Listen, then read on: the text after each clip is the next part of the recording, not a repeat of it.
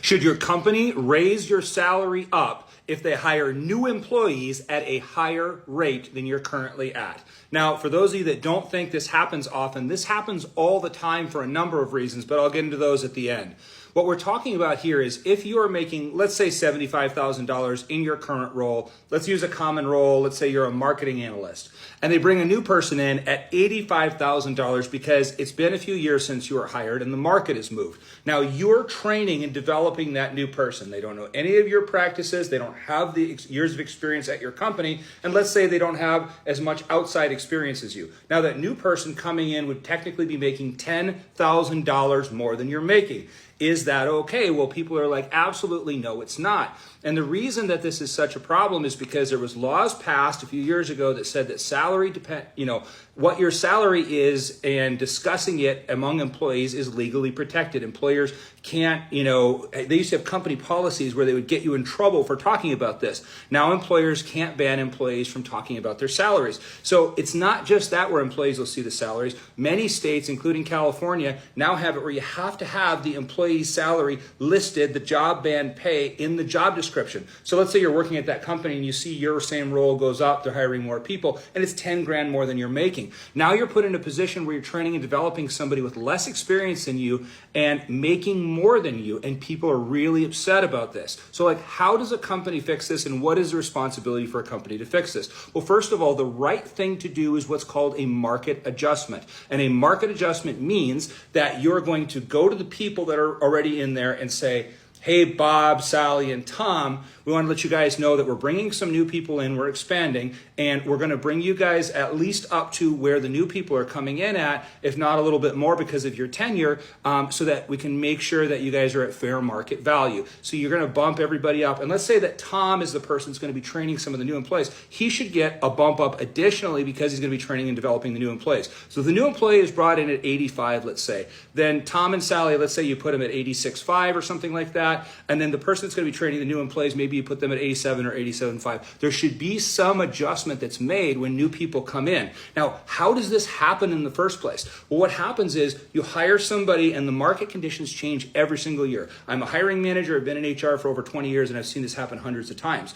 So when new people come in, the market can have moved within 4 to 6 months, and it might be a higher market then. So you come in and they're negotiating the salary and they come in 5 or 10 grand higher than the people that are existing there. Well, if you guys look at how employees are commonly given raises during their annual reviews, it's usually a 3% or equivalent raise every year. Well, that raise is nowhere near a 10 grand bump for that new person that's coming in.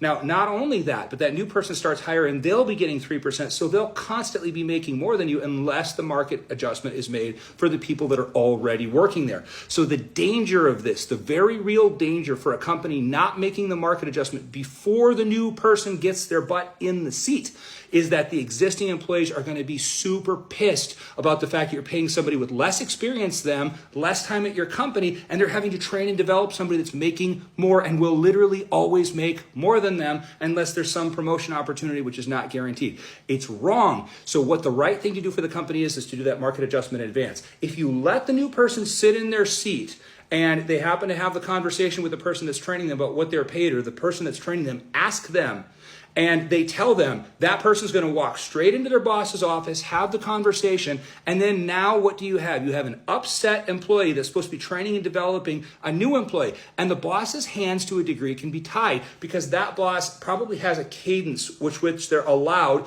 to increase employees' salary once a year by a certain percent.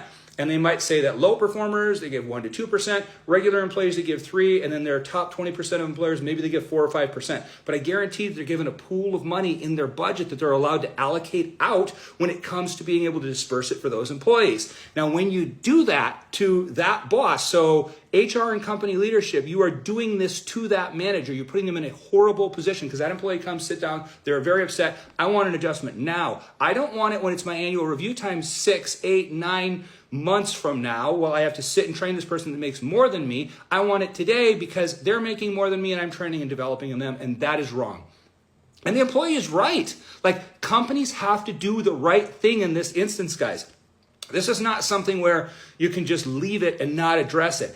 If you're doing this, it is a ticking time bomb of what's going to happen with that employee. And even if you're like, oh, okay, well, we're going to look at it in 6 months in your annual review, that employee is now going to have subpar performance and be pissed for the next 6 months. So companies, you have been warned not to do this. Adjust the market pay before you bring the new person in, or you will suffer with unhappy employees, more turnover, more people that are just checked out at work if they stay while they're looking for another job. Do not do this to the culture of your company. You need to make this right before the new person comes in. Let me know your thoughts.